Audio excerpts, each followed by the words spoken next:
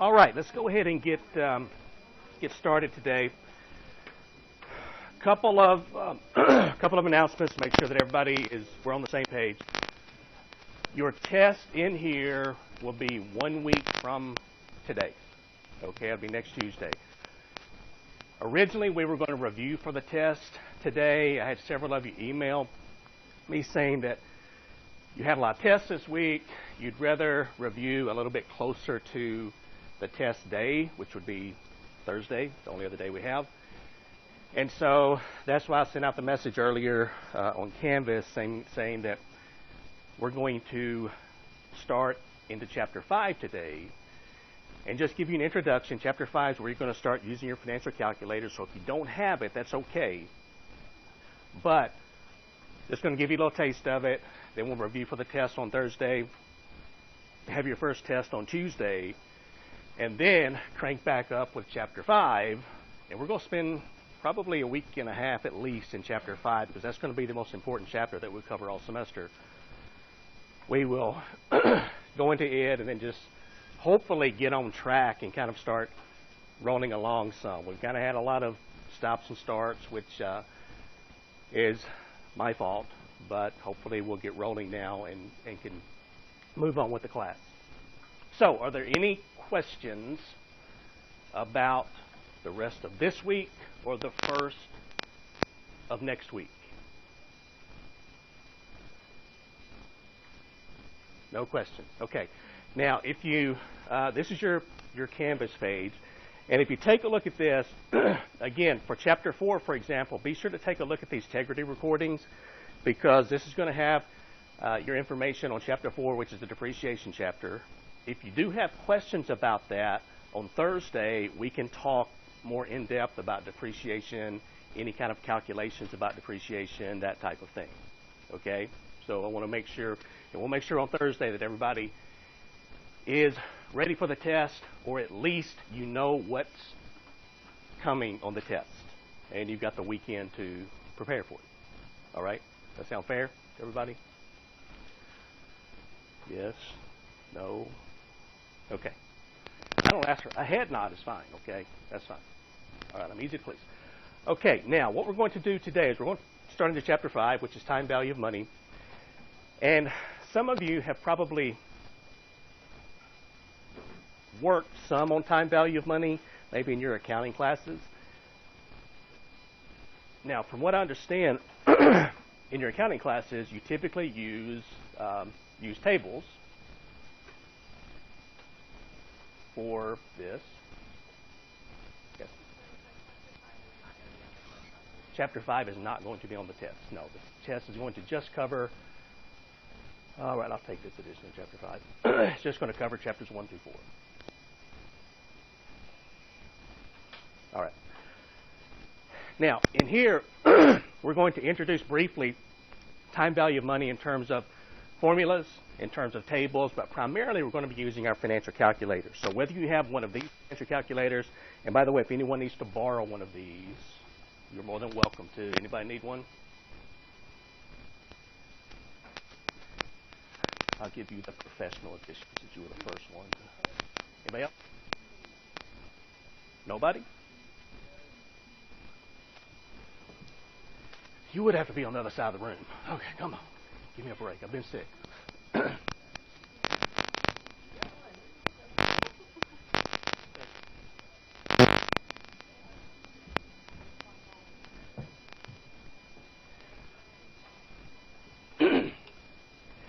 Now, I realize some of you have the bigger TI 84s or 85s or 87s or 89s or whatever.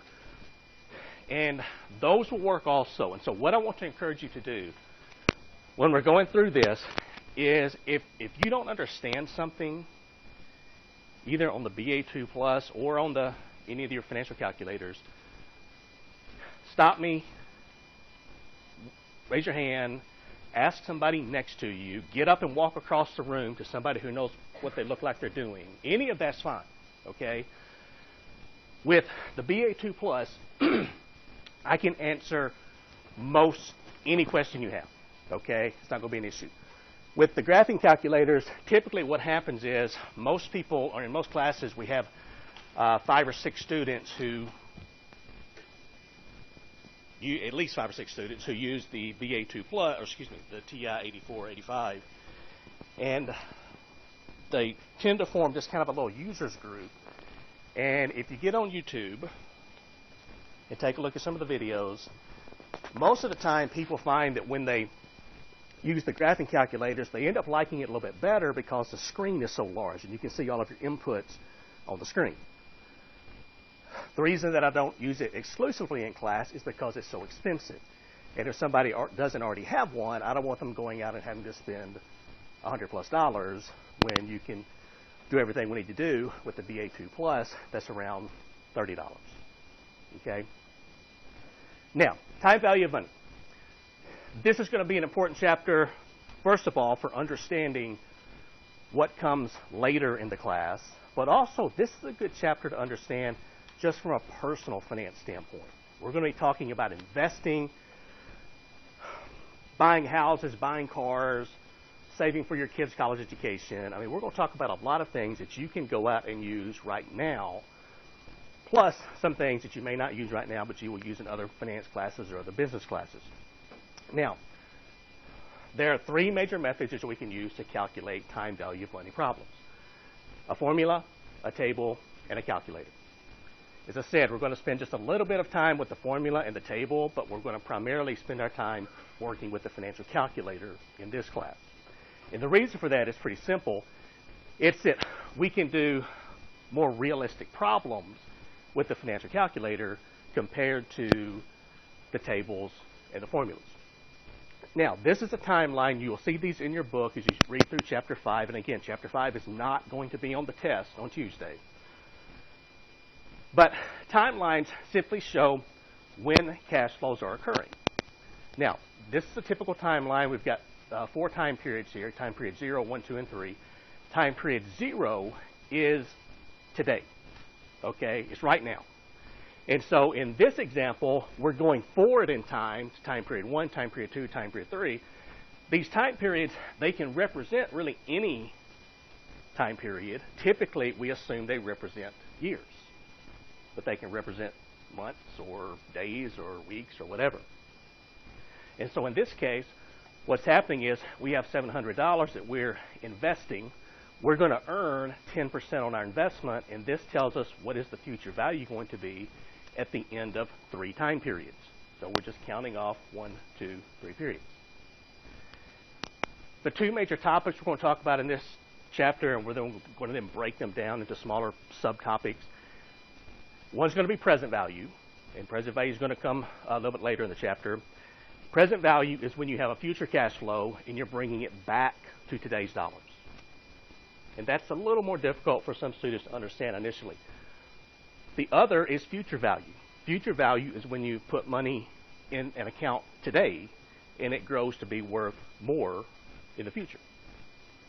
And this tends to be a little more fun initially to work with. Now, some of the different cash flow patterns that we have here. We're going to start working with the simplest one, which is what's called a lump sum or a single cash flow. A little bit better. A single cash flow. The reason we start there is, again, it's a little bit easier to understand. So we're going to work our way up in terms of difficulty as we go through the chapter.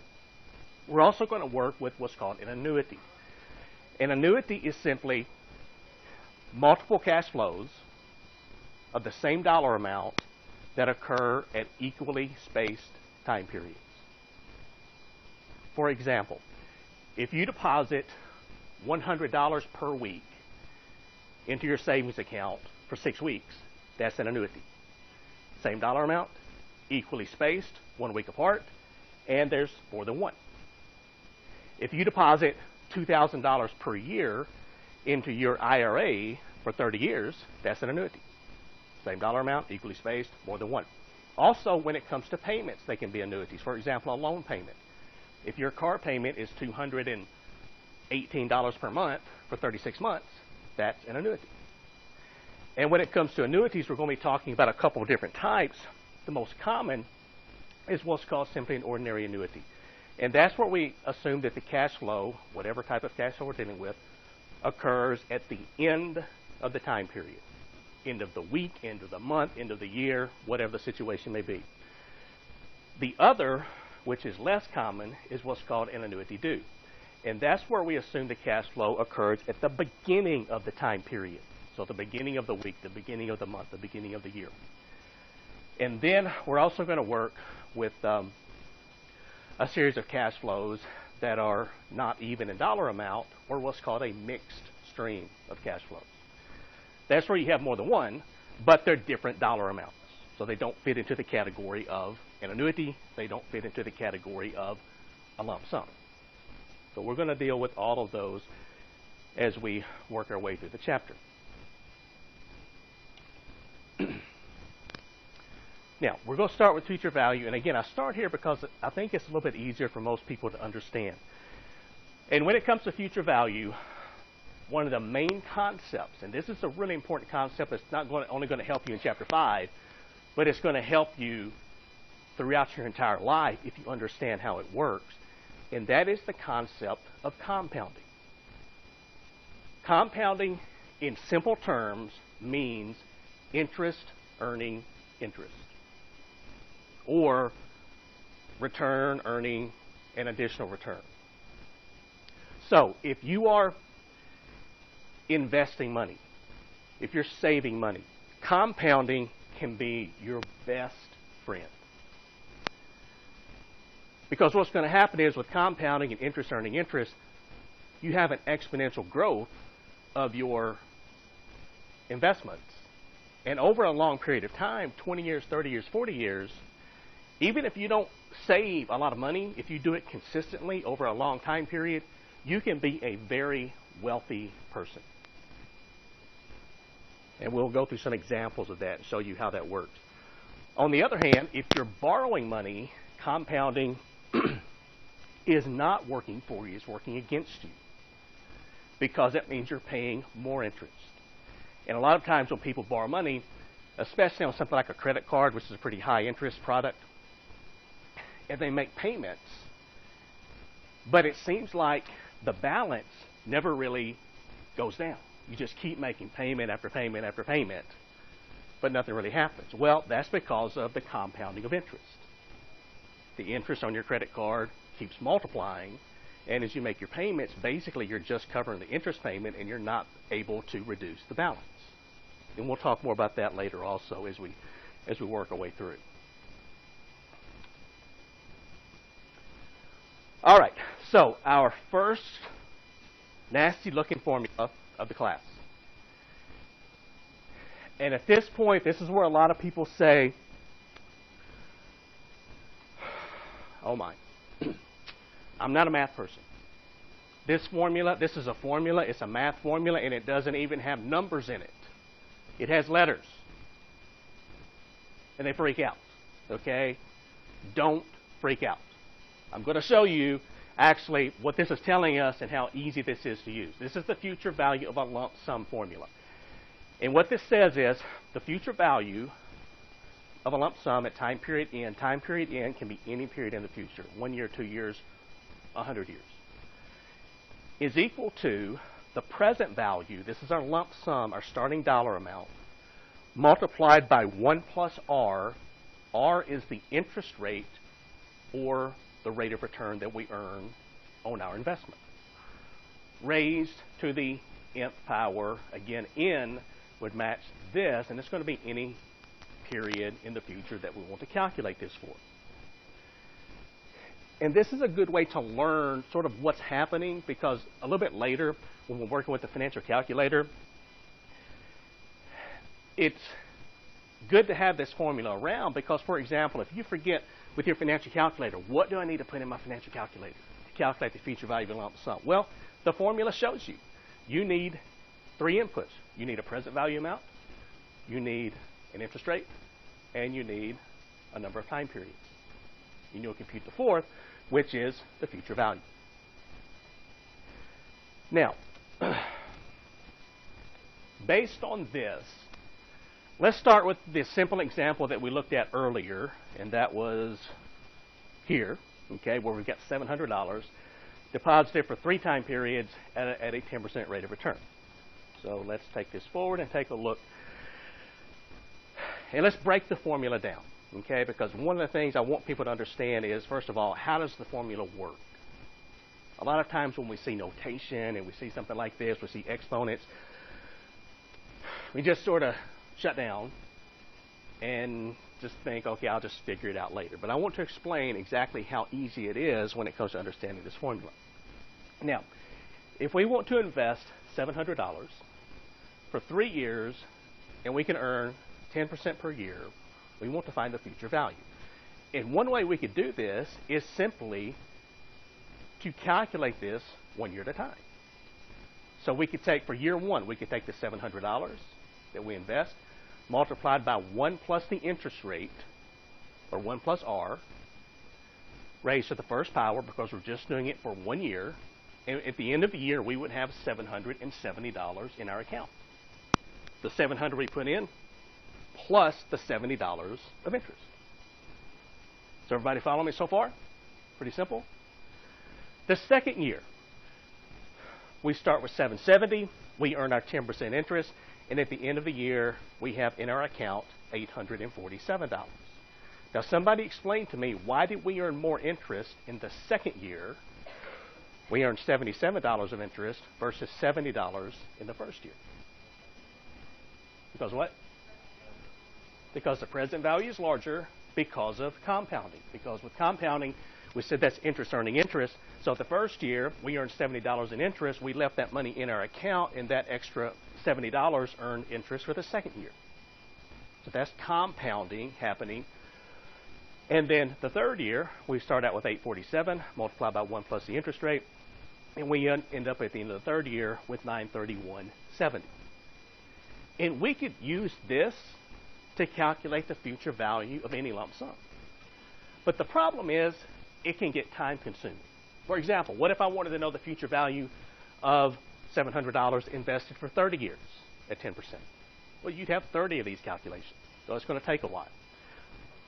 Now, we can simplify this.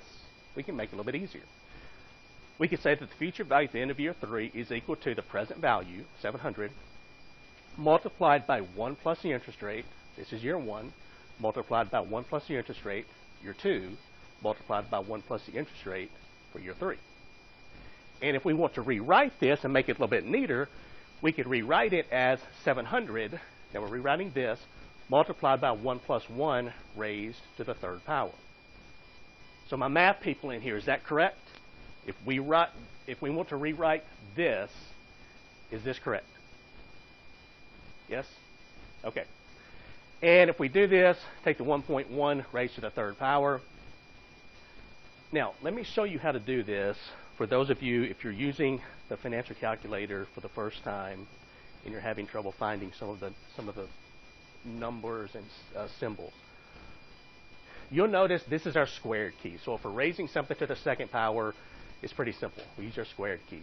If we're raising something to the third, fourth, fifth, sixth, 30th power, whatever, then we're going to use the y to the x key with the BA2+. So you'll notice this is a giant example of your Texas Instruments BA2+ calculator.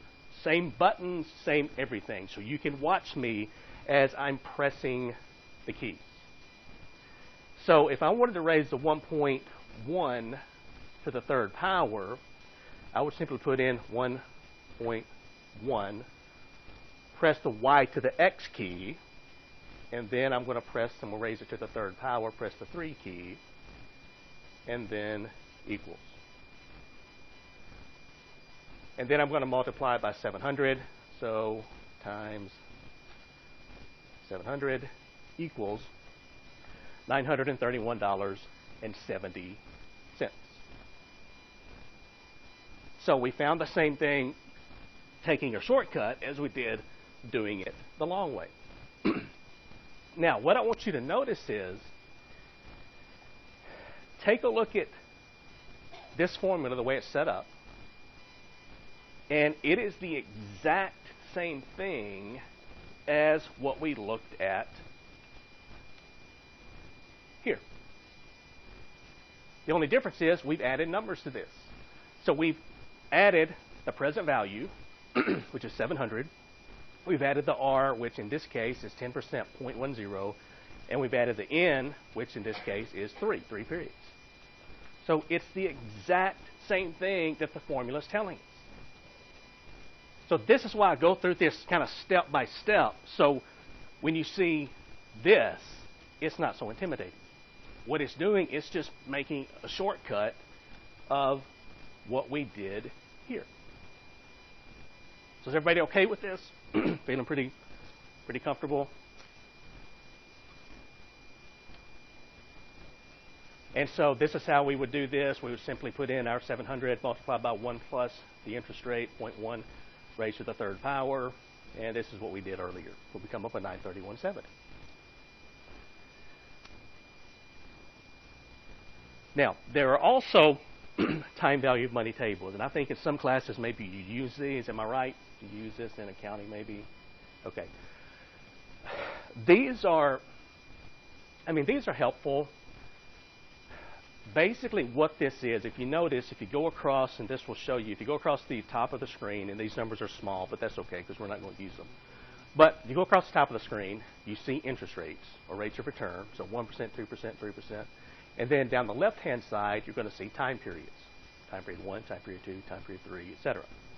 And so what this is telling us is simply, if we take a look at our formula, the 1 plus r raised to the nth power, part of our formula, which we have here, the 1 plus r raised to the nth power, what somebody's done with the table is they have simply gone through and calculated every possible solution starting with 1.1% raised to the first power, 1.1% raised to the second power, 1.1% raised to the third power.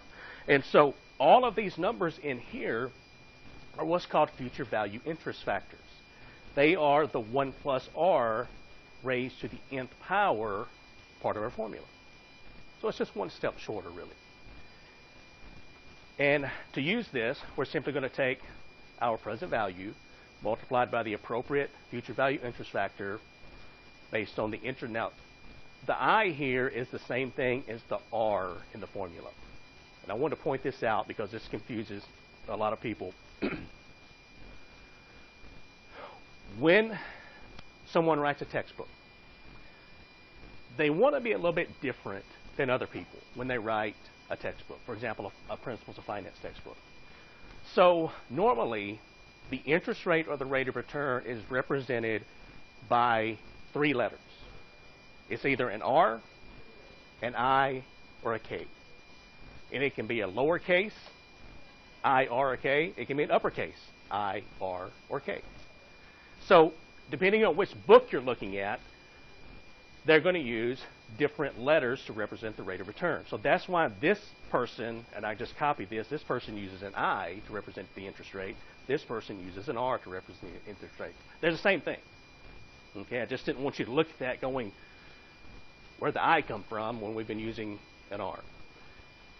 And if we want to work this problem using the table, the same one we've been working, $700 invested for 3 time periods at 10%. If we go to our table, we go across the top of the table to 10%. Let me go back to our table. So we go across to 10%. We go down to time period 3, we're going to see the number 1.331. And so if we, which is right here, so if we take the 1.331, multiply this by the $700, we're going to have a future value of $931.70, which is what we found working this problem the long way, 1 year at a time, what we found working the problem with the formula, and also it matches using the table. So we've looked at it a couple of different ways, 3 different ways actually. And one additional way to calculate this is using your financial calculator. Now, before we get into working with the financial calculator, I want you to check a few things on yours. If you've got a brand new one, for example, or if you've borrowed one from somebody, I want us to make some changes and check some things. The first thing I want you to do is set your calculator to 4 decimal places. Now, if it's not on 4 decimal places. Now, if it's not, what it's going to look like is this when you turn it on. I want to change it to 4 decimal places. So to do that, we're going to press our second key. The second key is going to be a gray, a white, a yellow, depending on which version of the calculator you have, key, and it's going to be right here, second row of, or to the left, second row of keys down, far left. So press the second key. Now press it one time. What I see is a lot of times students just pressing the second key a few times. The problem with this is, notice the first time I press it, it activates the second function. That's going to be anything above the row of keys. The next time I press it, it goes away. So if I just start pressing, there's a 50% chance I'm going to stop on second, or there's a 50% chance I'm going to stop here. So just press it one time. Second key. Now you're going to press your decimal. Notice the word format right above your decimal.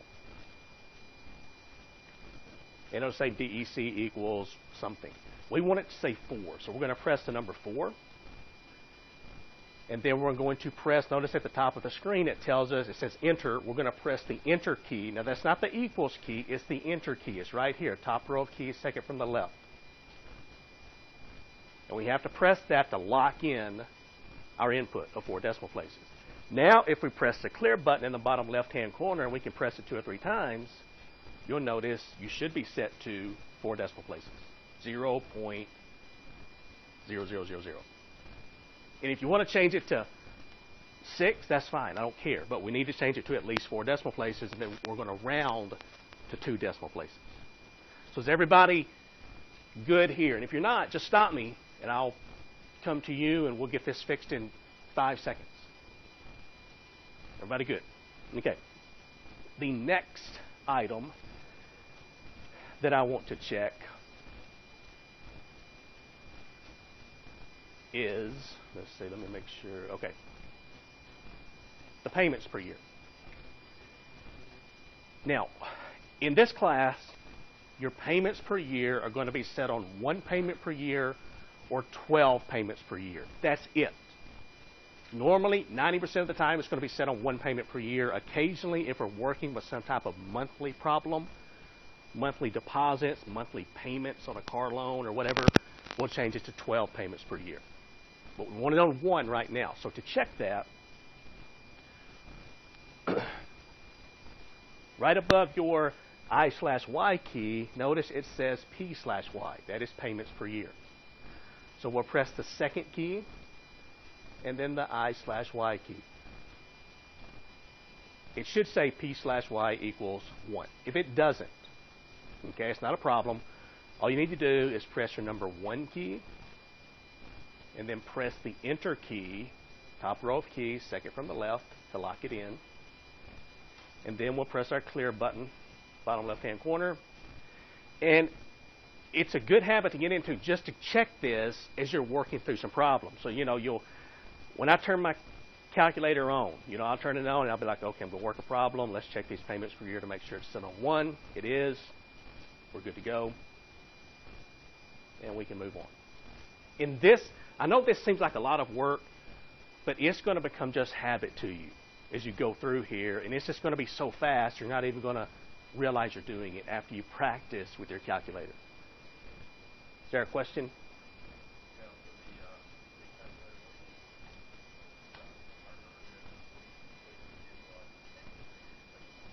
It's going to be, if you go to your finance function, has anybody in here found the finance function?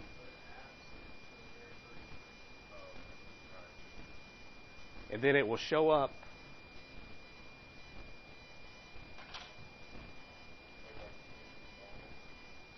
Yeah, TVM solver. It should be, you should be able to, who's been doing this with your graphing calculator? Somebody over here? Okay, if you would, walk them through the steps of what you do to get there.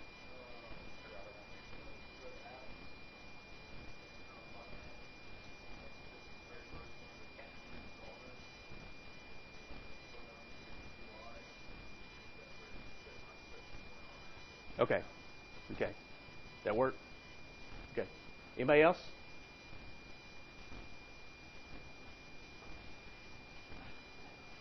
Did it work? Yes? No? This is what I want you to do. I mean, if there are people in here who can't find something, just somebody get up and go help them. That's fine. That's not a problem at all.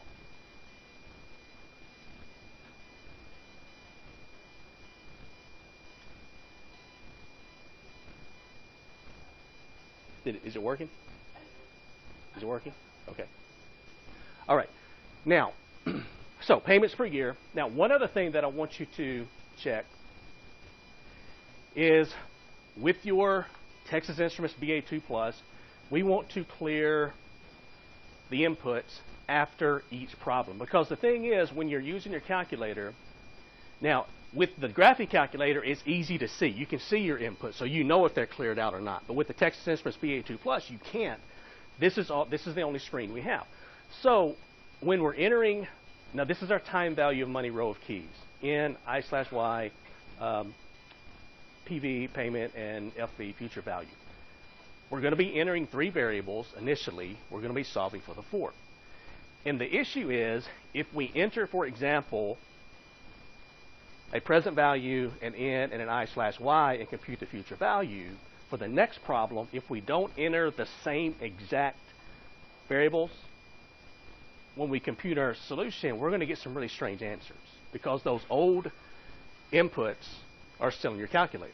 So, after each problem, you want to press these keys in this order. Okay? So we'll go back. Let's say we work a problem. We're going to press our clear button to get back to zeros.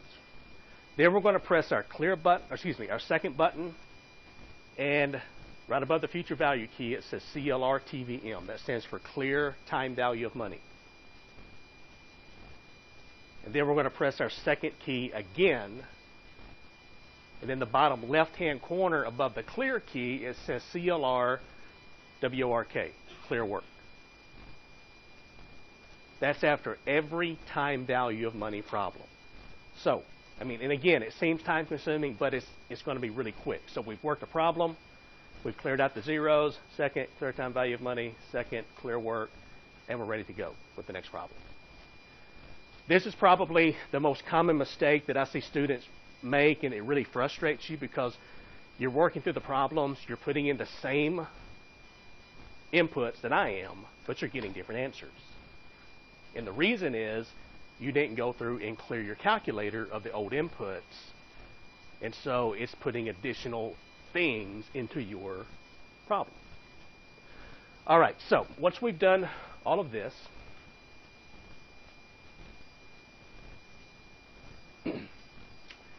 and as we said earlier, we're going to enter 3 variables and solve for the 4th. And it doesn't matter which order you put them in. So you can put in the N first, the interest per year. Now the I/Y key, that is going to be the R key in your formula. That's the interest rate. And again, as long as you have 3 variables, you can solve for any of the missing variables, not just present value or future value. So this is how we would enter the information for the problem that we've been working with. The $700 invested for 3 time periods at 10%. Now, let me work through this problem with you. Okay, now we've cleared out everything previously. Okay? We can just start putting the information in. Now, this tells us to put, I'm going to start with the present value. It tells us to put in 700 as a negative number, and I'll explain why in just a minute. But if we want to make it negative, we'll put in 700. We're going to press this, the plus minus key, to make it negative, and then press your present value key, PV. We'll put in the 10. Now, in the formula, it's a decimal, 0.10. In the calculator, it's a whole number. So just 10. Press the I/Y key. And then we're going to press the number 3 and press the N key. We have our 3 inputs in. Now we need to press our compute key, top left-hand corner, and FV, future value. And this tells us if we invest $700 for 3 time periods at a 10% rate of return, it's going to grow to be worth $931.70 when we take it out. So did everybody come up with $931.70?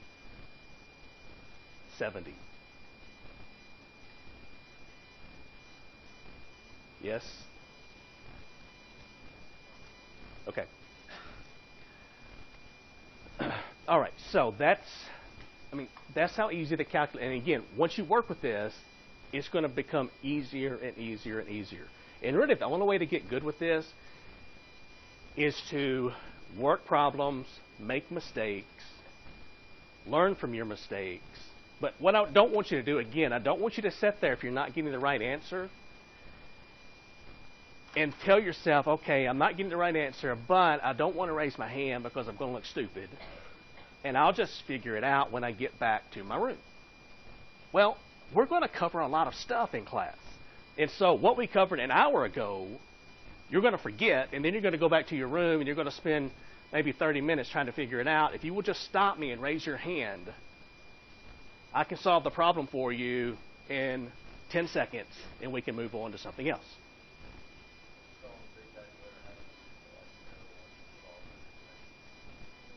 All right, so I'm going to answer the question for it.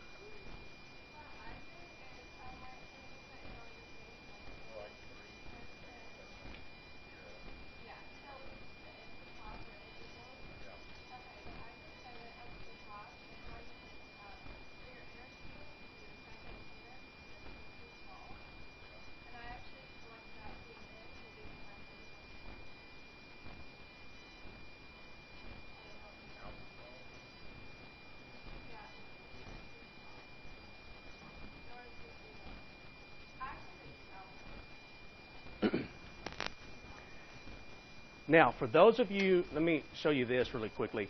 For those of you who are using, and it doesn't matter which calculator you use, if you go to your Canvas homepage, you go down here to time value of money, the first thing you're going to see is financial calculator tips. If you click on this, you're going to see basically any financial calculator that you could use. Now, this is what we're using in here for the most part, the TIB, Texas Instruments BA2 Plus. Here is using one of the graphing calculators. So if you press this, and this was just written by a student who just kind of went through and said, I think it'd be easier if I write this down.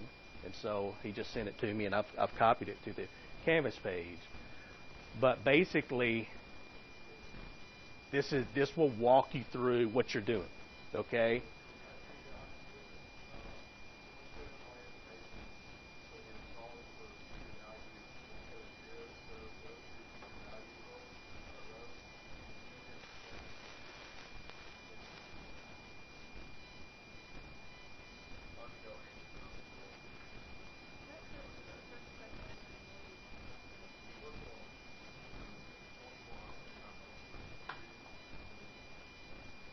Okay, this is the short way to do this. He's got a long way, the short way on here to do this.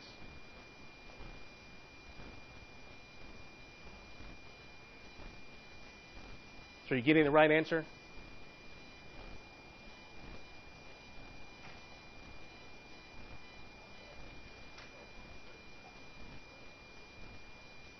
Right answer? Go ahead.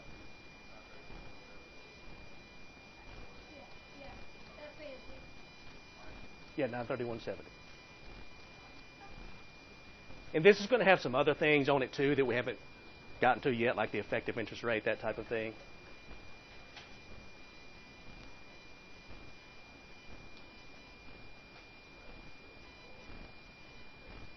Okay. Now, while we're working with future value, let's, for just a second, I want to work a couple of examples here.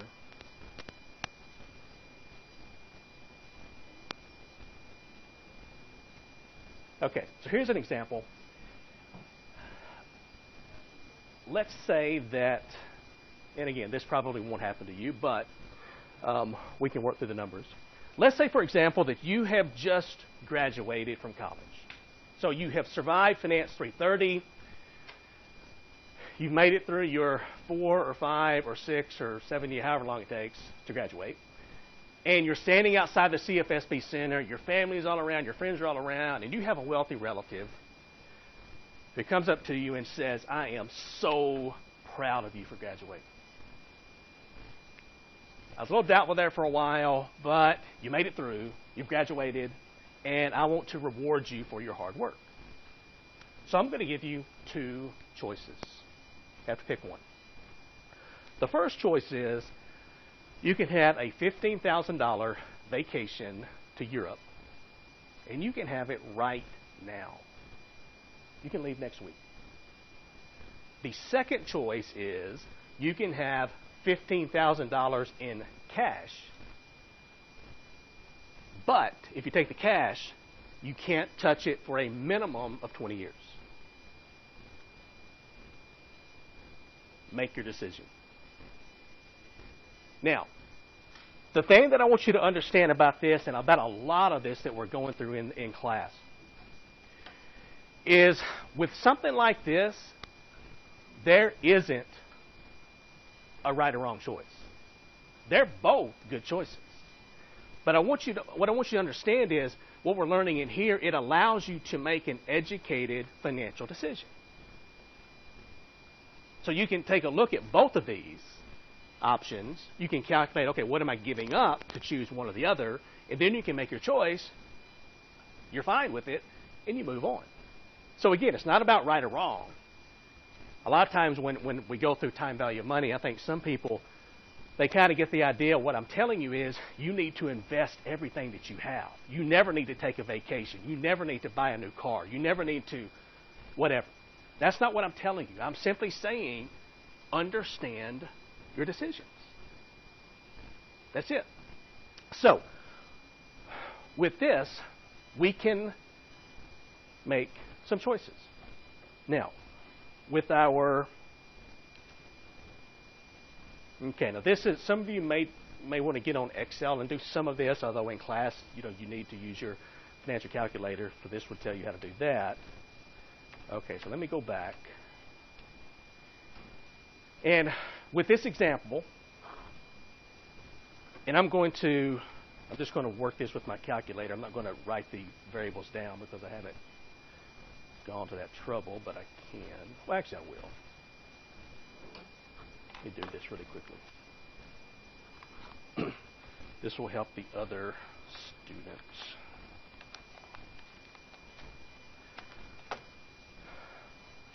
I told our computer guy I needed an extension for my bamboo because it wasn't quite long enough, and so it gives me the 20-foot extension for this. So when you see me up here unwinding this, that's what I'm dealing with. All right.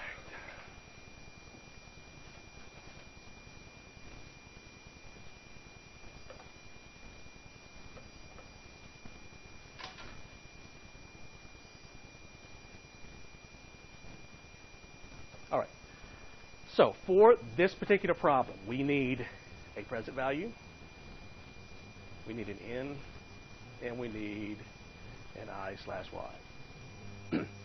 We know the present value. The present value is $15,000.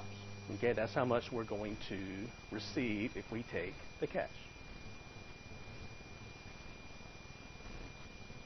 We know that N is going to be a minimum of 20 years. What we don't know is the I/Y or the R, or the rate of return that we're going to earn on our investment. Now, and we'll talk about this more as the class goes along through the semester, but when it comes to something like this, the 20 years is what's called your investment horizon. And 20 years is a pretty long investment horizon. What that means is, if you've got a 20-year period, you can afford to take more risk than if you have, let's say, a 3-year investment horizon. And so if I had 20 years to invest, what I would do is I would probably choose some type of stock market, some kind of stock market mutual fund, a fairly aggressive growth fund, growth and income fund, something like that. And I can't tell you with certainty what the stock market's going to do over the next 20 years. Nobody knows that. But I do know that historically, over the last 80 years or so, The stock market has averaged around a 12, depending on which index you look at, 12+% per year. Now, of course, that means some years it can go down in value. Some years it might have a 30% return. But on average, now this is an average rate of return that we're dealing with. Yes, the I, Y is the R in the formula. And so I think we would probably be safe using something like probably 8% as our I/Y. Now, if you're more risk averse, and remember, risk averse, it didn't mean you didn't like risk. It simply means that you have to be compensated for taking more risk. So if you're more risk averse, you may decide you want to use 5% or 6%, or if you more of a risk taker, maybe you want to use 9 or 10%. But if we enter this information, we've got our three inputs. We're solving for the future value. So now the problem is when I bring my calculator up, this disappears, but we'll work with it. Okay, so I'm going to go through and clear everything out just to get in the habit of doing this. Then I'm going to put in my 15,000, press my present value key. 20 is my N, and 8%, the whole number 8, is the I/Y. And I want to compute, press the compute key, top left-hand corner, the future value, FV. And what this shows me is this $15,000, if you invest it for 20 years at an average rate of return of 8% per year, it's going to grow to be worth almost $70,000 20 years later. Now again, this is not saying don't take the trip to Europe. I am a big proponent of traveling abroad. I think it's a great experience. I think everybody needs to do it, if for no other reason than just to see how other people live. Okay, so I'd be like, hey, go to Europe if you can. It's a great experience. But this just shows you if you decide to do that with this money, you're giving up $70,000 that you would have in 20 years. Now, the great thing about your calculator is you can do a lot of what-if scenarios. And in this example, let's say that you take the money. 20 years go by. And you're going to hear me talking here a lot this semester about whatever you choose to do, make sure that you love doing it. I don't care what it is. Make sure that you love doing it, because I will tell you right now, life is much too short to be at a job that you hate every single day. Because you spend at least a third of your life at that job. And the thing is, if you're miserable, okay. You're miserable, so what? I'm not really worried about you. It's everybody around you. They're miserable because you're so miserable at work. And it's all you talk about is how bad work is and how bad you don't want to go and you wish you could quit and you wish you could do something else. Well, stop complaining about it and do something else. Okay? Again, life's too short to do that. I'm on my third right now. I got to the point where I liked banking a lot, but I got tired of dealing with the customers. So I wanted to stay in banking, but I didn't want to keep dealing with the customers, and so that's why I kind of looked at some different options. And it's not always a fast change. You just, a lot of times you just can't quit one job today and start something else tomorrow, but you can start preparing for something else. Now, when you don't like what you're doing, you start out with what's called the Sunday night syndrome.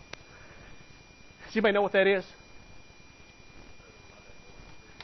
Yes, you dread Sunday night. You're thinking, oh my gosh, weekend's over. I've got to go to work tomorrow to that job that I absolutely hate. And it starts on Sunday night. Then it becomes Sunday afternoon, Sunday morning, Saturday night, Saturday morning, and when it gets really bad, it's the Friday afternoon syndrome. You're walking out of work Friday afternoon, already dreading Monday morning coming back to work. Don't do that to yourself, okay? Do something that you absolutely love to do. The money tends to take care of itself for the most part. Okay? So if it's, the choice is doing something that you love or taking a $10,000 pay cut, doing something that you hate or taking a $10,000 pay cut, doing something that you love, I mean, a lot of times if you like what you're doing, you're going to do a better job, and the money tends to catch up. Okay? Now, there are exceptions to that. For example, let's say that you hate baseball. You can't stand baseball. But for some strange reason, you can throw with consistently a 102 mile per hour fastball. Nobody can hit your pitches. I don't care if you hate baseball, sign a major league contract, make $15 million a year, play for 2 or 3 years, and then quit and do what you want for the rest of your life. But that's a $15 million difference. If it's a $5,000 or $10,000 difference, it's different. Okay? Everybody understanding what I'm saying? This? So, with this, 20 years have gone by. You've actually listened to what I said. You really like your job. Some of you are going to be in your mid-40s. Believe me, that's a young person. I didn't used to think that was a young person, but at age 48, mid-40s is a young person. So you peek into your account, you see you've got $70,000 there, and you think, you know what, I'm just going to leave the money there for another 10 years and check on it. Now, this is the great thing about your calculator. We don't have to redo everything. We can just put 30, press the N key, and then compute the future value. Now, how much additional money did we put in the account? None. But we've suddenly gone from $70,000 after 15 years to over twice that amount just 10 years later. Somebody explain to me, what's happening here? Compounding of interest. That's exactly right. We're leaving the money in. It's growing at an exponential rate. So if you put your money in for twice as long, it doesn't just double. It grows at an exponential rate. That's the great thing about compounding. So after 25 years, you've got $150,000 from the original $20,000 that you put in. Is that right? No, was that 30 years? What I put in, 30? Okay, you kind of get the point. And then, let's say after 40 years, in compute future value, you've got $325,000. And again, most of you are going to be in your mid-60s, which again, believe it or not, you've got a lot of life left. And you've got $325,000 40 years later. You don't even remember the name of the relative that gave you the original $15,000. But you've got this money sitting there, staring you in the face, that you can just play with. Now you can, if you want to, you can go to Europe. But is everybody coming up with the right numbers here? Kind of seeing how this works? Let's work one other example really quickly. This is, for some of you, this may be somewhat shocking. I'm going to go through and clear everything out. Let's calculate what it's going to cost your children to go to college. Now we can use what we learned about the future value of a lump sum, so we can put this into actual use. So we need a present value, we need an N, and we need an I/Y. And we're looking for the future value, which will be the price of college.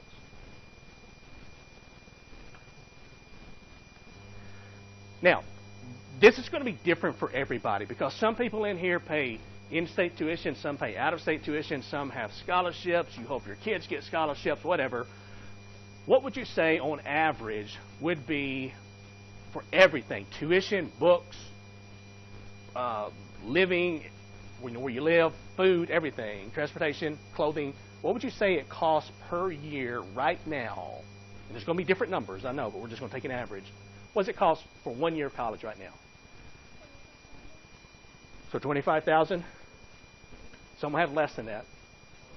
20? What else? Anybody else? 15? Okay, so some people, I know I've heard 15. I've heard in the past 12, 5. Why don't we use 15,000? Okay, and if yours is different, you can just put in a different number. That's fine. But let's use 15,000, or would 18,000 be better? 18 be better? Okay, we'll say 18,000. All right, now we need an end, number of years until your child starts school. For most of you, you don't have children yet. Some of you, you're not even dating anybody yet, okay? So you're thinking, it's going to be a while before I have children. So why don't we assume, just for sake of our example here, it's going to be 7 years until you have your first child. And then to that, we're going to add 18 years, unless our child genius and they start the college really young. 7 years plus 18 is 25 years into the future when your child will start their freshman year. Is that fair enough? Okay. So N is 25. Now, the great, if I can get this to show up. Okay, the great unknown is the I/Y, which in this case is going to be the growth rate of going to college. How much does it increase per year? And that's kind of tricky because we know that tuition has been going up fast, big increases every year. The cost of living, fortunately, does not increase as fast. So if tuition's increasing by maybe 10 or 11% per year, cost of living is going up by 2 or 3% per year, we can maybe use an average and say that the cost of college increases by around, and I'm just going to say 7% per year. And again, it may not be that much, or it could be more. I'm just going to say 7%. So we've got our three inputs, 18,000, 25 years, 7% increase per year. And let's see what it's going to cost your child to go to college. Okay, so let's just go through here. So 18,000 present value. 25 is our N. 7 interest per year. Compute future value.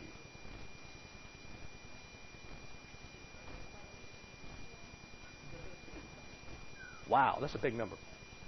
Okay, so it's going to cost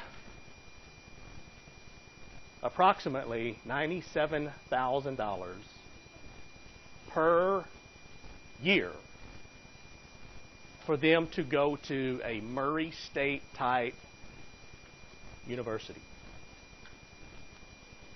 That is per year per child. So if they're on the 4-year plan, we can multiply this by 4. Why don't we just round up to 100,000? You know they're going to cost more than you think. So we'll round up to 100,000, multiply by 4. If they're on the 4-year plan, it's going to cost $400,000 per child. If they're on the 5-year plan, it's going to cost $500,000 per child per year. If they're on the 6-year plan, you kind of get the idea. Numbers like this is why if your parents are paying for your college education, and you call home and say, hey, guess what, Mom and Dad? I'm changing majors. It's going to take me an extra year and a half to graduate. This is why they freak out, okay? Because this $97,000 that you're seeing here and your eyes are getting big, that's what they think of as the current cost of going to college. Because they remember what it cost 20 years ago, 25 years ago, 30 years ago. So you're going to do the same thing if your kid calls and says, guess what? I'm going to take an extra year and a half to graduate. This example, I mean, this number, it's a huge number. It is. But keep in mind that if you plan correctly and when you have your first child, you can start saving in something called, I mean, you can save in other ways, but there's something called a 529 plan, which is a college savings plan. And you can put money in that plan, and anything that money earns over the 18 years, if you start when your child is born, anything that it earns is tax-free. You don't pay taxes on it as long as you use it for educational purposes. So buying books, computers, tuition, whatever. Does it have to be when your child is born? Can you start it before you have You have to have a child, and you have to have a Social Security number to go with that child. Yes. Because it's a good... Now, you could start earlier, and you could start saving money, and then when they're born, you could take that lump sum that you have saved, you could put it in the 529 plan, and then let it earn tax-free from there on out. Okay? And again, this is a good way to save. So if you start early, you can let time value of money work for you. Now, you may not come up with the entire amount, but you can come up with a lot of it. Because the time to start figuring out how to pay for college is not when your kid is 17. If you sit down with them when they're 17 and say, okay, we need a plan to pay for college, you'd better hope they're really smart or they're really athletic. And they're going to get some really good scholarships. Because otherwise, you haven't planned correctly. Okay? And I can tell you, when I was, I've got a couple of nephews, and when one's 14, one is 10. And when they were born, when the 14-year-old was born, I wasn't married. I didn't have any children. And so I was thinking, I may not have any children, but I would like my two nephews, the only nephews I have, to have some money, some additional money when they go to college. And so I opened up a 529 plan for the 14-year-old when he was born, and then the 10-year-old when he was born. And you would be amazed at just putting in a little bit every month, what that grows to over 10 years, 14 years, 18 years. Now, my nephew nephews, they don't know anything about it. My brother, whose sons they are, and my sister-in-law, they don't know anything about it. Haven't told them. Why wouldn't I tell them about this? I think it's a pretty neat idea. Why wouldn't I tell them? Because what? You know my brother, don't you? Okay, that's right. They wouldn't save. They're thinking, why do we need to save if he's putting money away for them? So I just talked to him about it. I said, hey, there's something called a 529 plan. Need to think about it. And that was pretty much when they were born, right after that. I remember I was walking through Walmart in Murray about 4 years after my first nephew was born. And my brother calls me. I pick up the phone. He says, hey, you remember that 529 plan we just talked about? I'm like, yeah, the one 4 years ago? He said, yeah, that one. How do I open one of those? And so it took a while to sink in, but eventually he thought, okay, I need to do this. So he started doing some research. Now, each state tends to have their own plan. But just because you have a certain state's plan doesn't mean the child has to go to college in that state. When I invested money, I did my research, and I found out that the state of Alaska, of all states, had the best plan at the time. Best returns, lowest fees. That doesn't mean my nephews have to go to school in Alaska. Okay, they can if they want to, and they get some benefits, but they can use it anywhere in the U.S. They can use it for trade schools if they want to, universities, whatever. And then when my brother did his research, I think the state of Ohio, maybe he chose that state or whatever. But anyway, I just wanted to be able to walk up to them when they graduate and say, by the way, here's your graduation gift. I would have liked that when I was going to school, okay? Nobody did that for me. But hopefully they will use that money. They don't know that it's compounding interest. They don't understand any of that. But if you understand this, you can take something like this number and you can make it more manageable. It's the people who don't understand this, that's the problem. Now, if you're thinking, my child, I had to go to Murray State because it's close or it's my parents made me or whatever. But my child, now, they're not going to Murray State. They're going to a private university. They're going to go to an Ivy League university. We can calculate that too, okay? But instead of putting in, what we use, 18,000, we can use something like probably 50,000 as our present value. We'll leave everything else the same, and we will compute the future value. And you can see that if you want your child to go to a private university, financial planning is even more important. It's going to cost about $271,000 per year per child. This example is my contribution to controlling the world's population. Because when you see this, you're in love, you want to have 6 kids, and you see this and you're thinking, wow, that's a lot of money. Maybe 1 kid will be enough, okay? But again, I'm not showing this I don't show you these numbers to scare you. I just show you these numbers so that you know that if it's going to be like this, we need to start planning early. We need to use compounding to our advantage. And later, I will show you, based on the numbers we came up with, how do we start saving and how much would it take to come up with that dollar amount by the time your child is ready to go to college. All right, questions about chapter 5. Remember, this is not on the test. On Thursday, we'll review for the test. I'll answer any of your questions that you have. We can look at the practice questions that are in Canvas for test 1. And then on Tuesday, you will have your test. And then when we pick back up next Thursday, we will pick back up with chapter 5. All right, so everybody have a great day. I will see you on Thursday.